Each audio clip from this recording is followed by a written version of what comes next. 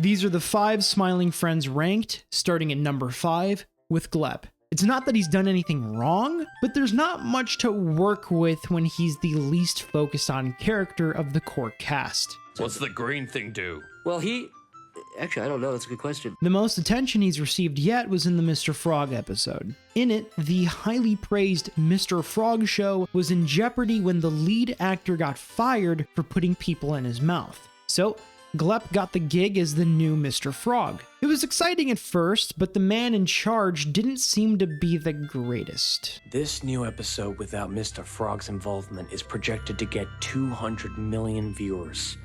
You don't want to ruin your career like Mr. Frog in front of all those people, do you?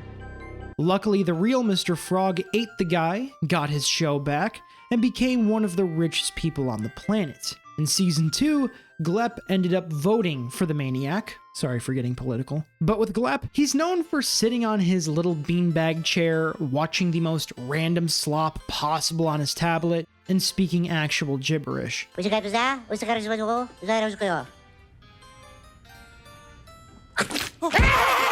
It's a formula for an excellent side character, and episodes with a heavier focus on him would be welcome, but for now at least, I do consider the rest of the team better. Such as Alan. He also feels like a sidelined character, but every time he has been given the spotlight, it's been phenomenal. This was done in the appropriately titled episode, An Alan Adventure, that begins with an in-depth look at the man's morning routine. Everything is as usual until he gets interrupted by one of the wildest characters on the show.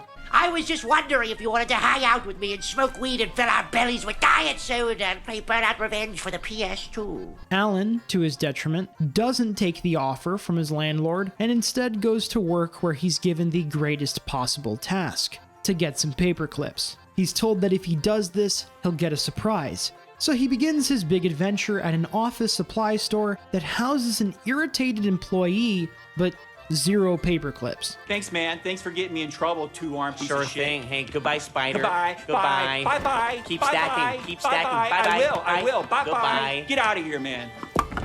Then he's led to a computer repair shop with a funny-nosed guy who does have paper clips, but they're then stolen by a wacky side character who's reprising his role from season 1. His name is DJ Spit.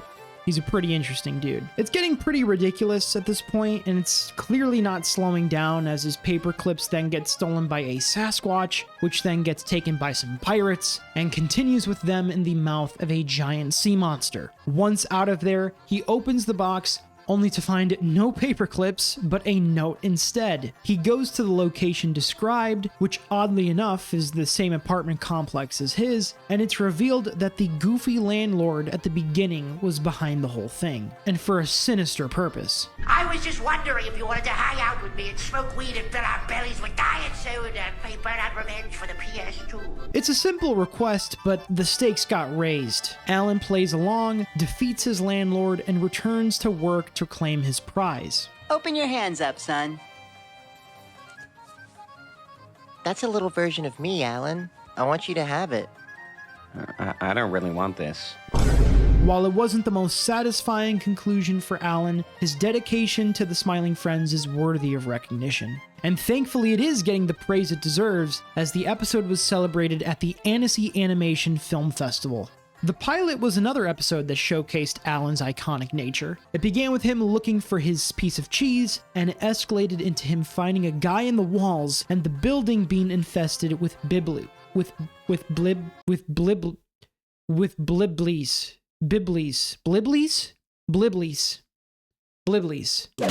At one point, he's found crucified, which is actually now a tattoo people have gotten. Like, I would call it just as iconic as those Brian Griffin tattoos. The point is, Alan's loyalty to the Smiling Friends, along with his unique nature, has quickly turned him into an iconic character. Just like Charlie, who has literally been to hell and back in the course of an episode. He's made his presence known throughout essentially all of the show so far. He is often accompanying Pim as his best bud, and it's great to see the dynamic the two of them share. Charlie's grounded, often sarcastic realism, bundled with Pim's boundless optimism, makes for an excellent duo. Charlie's dry, no-nonsense attitude is shown off perfectly in the episode I teased prior, Charlie Dies and Doesn't Come Back, as the name suggests, Charlie passes away, but he unfortunately finds himself in hell. Even so, he still manages to treat the experience with a sort of deadpan annoyance rather than fear. Dude, if you do that again, I'm gonna punch you. I'm not kidding. Whether he's being reluctantly dragged into absurd situations or just trying to get through the workday without losing it, Charlie brings a level of jaded relatability to the chaos around him, and this helps ground the more surreal elements of the show. I think the biggest surprises are behind me.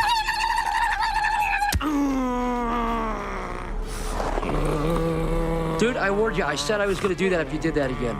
His reactions often serve as a counterbalance that highlights just how bizarre the world of Smiling Friends really is. And while he serves an important purpose, perhaps getting more personal Charlie episodes showcasing his family or daily routines could make him stand out a little bit further. It's been shown in a few episodes that Charlie has a girlfriend, so I say there's potential for some storytelling there that simply hasn't been acted on yet. Regardless, Charlie's another superb character who will do anything for his fellow Smiling Friends. And now to share some love for the head of Smiling Friends, Mr. Boss. Arguably the most unpredictable character in modern animation, the boss cares for his employees in the strangest ways. Go on, take it, Pam. What is it? Cyanide. It's our only way out. As we saw earlier with Alan, he bestowed a pretty strange gift upon him, and hell, even in his very first scene of the pilot, it's clear that this character is the embodiment of absurdity. You guys don't have a problem watching someone eat, do you? All right. So I got a call from a mom today. Ow. Hey, no biting. In case it wasn't clear, the little thing having lunch is obviously his 18-year-old son, Jason. The character actually popped up twice, having a large influence his second time around. What happened? I don't know. Ultimately, he ended up being okay, but the whole son situation adds to the boss's oddball factor, and I mean that in the best way possible. His behavior is the essence of Adult Swim itself. He's always random, whether through his voice or actions, which makes it unclear what is to be expected. There's a tendency for him to be inappropriate, but obviously it's welcome because it's hilarious, and underneath all the absurdity is a wholesome genuineness for his love of the Smiling Friends. My favorite Mr. Boss moments include the time he pulled the subway guy prank, the times he's threatened assassination, and every time he puts on the weird voice. Now get out there and make someone smile. There's an underlying mystery to the guy. His aforementioned passion for the others seems genuine, yet he's also had dark moments and was even married to a demon for a little while there. So I can't help but wonder if there's more to it. Like, he now owns a quarter of hell, guys. Right here. It goes all the way. That's my fourth of hell. That is not what that means. Your property starts at the post, dude. At the post. You're f***ing stupid. So, I don't know. Perhaps the plot thickens. Maybe his supervision of the Smiling Friends charity is covering for something sinister. But hey, that's just a theory. So that leaves us with one Smiling Friend left. The one that I at least consider the cream of the crop, Pim Pimling. I mean, just look at the guy. He's a little cutie. He's got this friendly kissing habit he tends to do, and okay, I'll be totally honest, it can be a bit much at times. You kissed your dad on the mouth? But I see it as the character being him at his friendliest. Either he does it with one of his close friends or a new buddy that he's having a good time with. He means well with the gesture, and that's the thing with Pim. He always means well. And it doesn't mean he's perfect, oh my gosh, no. Him failing to book the hotel in the Brazil special is a prime example of that. I thought you were doing that, Alan. I really... No, Pim, that was You you. definitely said you were gonna do this. Charlie, I'm telling you right now, I cannot remember that. Along with the regrettable statement he made in the pilot. I love kids, Charlie. I love kids. Pim, I would really not be screaming that at the top of your lungs.